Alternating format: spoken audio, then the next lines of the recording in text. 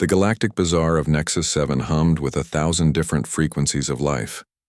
Beneath the prismatic dome that filtered 3 suns into a perpetual twilight, merchants from 100 worlds hawked their wares. The air shimmered with translation, matrices converting clicks, whistles, and subsonic rumbles into comprehensible speech. In the corner of the Grand Plaza, near the fountain that cycled through liquids from across known space, stood something the regulars had never seen before, a human, and a pathetic one at that. His name was Marcus Webb, though no one had asked. His clothes were torn and stained with the grime of 3 different planets. His hair hung in greasy tangles and his eyes carried the hollow look of someone who'd been running for too long. In his hands he clutched a battered case, the only possession he'd managed to keep through his desperate flight across the stars. "Please," Marcus said, his voice hoarse as he approached a Valkyrian food vendor. The insectoid merchant's antennae twitched with distaste. "I can work, I can play music. Just, I need food." The Valkyrian's mandibles clicked in what the translation matrix rendered as laughter. "Music? Human? Your species has only been spacefaring for 30 cycles. What could you possibly offer that we haven't heard performed better by species who've been civilized for millennia?" A small crowd was gathering now. A Threxian, tall, crystalline, and radiating superiority, leaned down to examine Marcus with multifaceted eyes. "Look at it. Is this what humans are? We've heard tales of their wars, their stubborn nature, but this is just sad." "Maybe it juggles," suggested a Porvati, its gelatinous body rippling with what might have been mirth. "Primitive species often juggle." Marcus's jaw tightened. He'd been a lot of things before the cargo ship he'd stowed away on had dumped him here. Concert pianist, child prodigy, has been at 25. He'd lost everything, his career, his reputation, his home, to pride and poor choices. But he'd never lost his hands. In the center of the plaza stood something that had caught his eye the moment he'd stumbled into the bazaar. An instrument. It was clearly meant to be decorative, part of some art installation celebrating the diversity of galactic culture. Among the displays of percussion matrices and harmonic field generators sat something impossible, an honest-to-God grand piano. It was old, probably brought here centuries ago when humans first made contact. Now it sat neglected, a curiosity from a species the galaxy considered barely civilized. Marcus walked toward it, the crowd following to watch the entertainment of a desperate human making a fool of himself. "The primitive approaches the artifact of its people," announced the Threxian.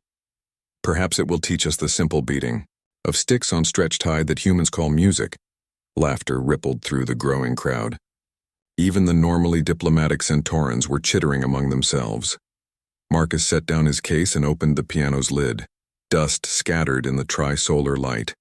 He sat on the bench, his filthy clothes stark against the instrument's faded elegance. His fingers hovered over the keys. For a moment he was 12 again, sitting in a concert hall on Earth, playing for thousands. He was 16, winning the Tchaikovsky competition. He was 20, performing at Carnegie Hall. He was 24, walking away from it all because he thought he didn't need it anymore, thought he was above it all. He was 28, homeless on an alien world, and these keys were the only honest thing left in his universe. Marcus began to play. The first notes of Rachmaninoff's Piano Concerto No. 2 spilled into the bazaar like water into a desert. His fingers, unwashed and calloused, found the keys with the certainty of coming home. The melody started soft, almost questioning, then built into something that transcended the simple physics of hammers striking strings. The laughter died.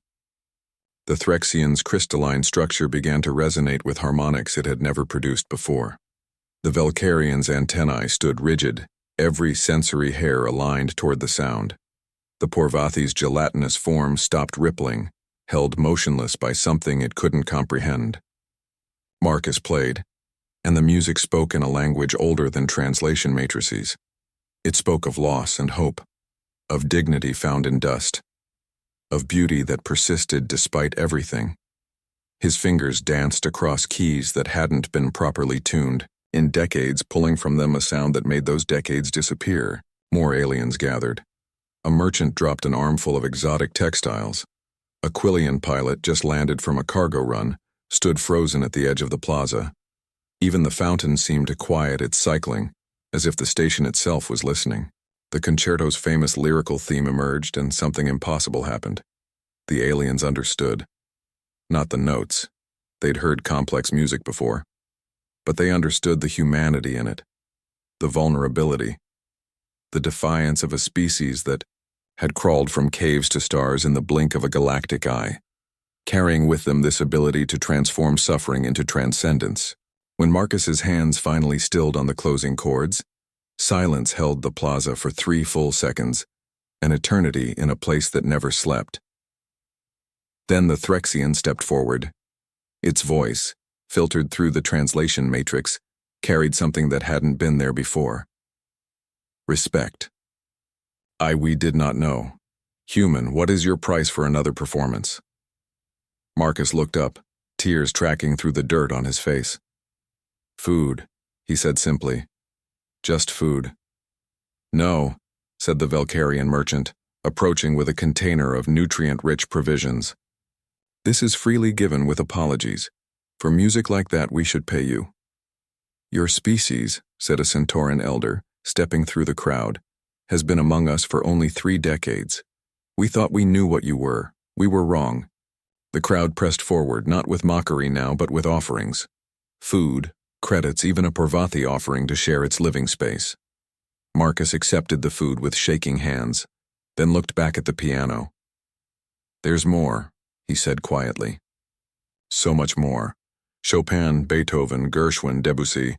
Thousands of years of humans trying to say with sound what we couldn't say with words. Then play, said the Threxian, and we will listen. Marcus Webb, homeless and broken, sat back down at the piano. And in the galactic bazaar of Nexus 7, beneath the light of 3 suns, a human reminded the galaxy why his species, stubborn, young, and frequently foolish, deserved their place among the stars.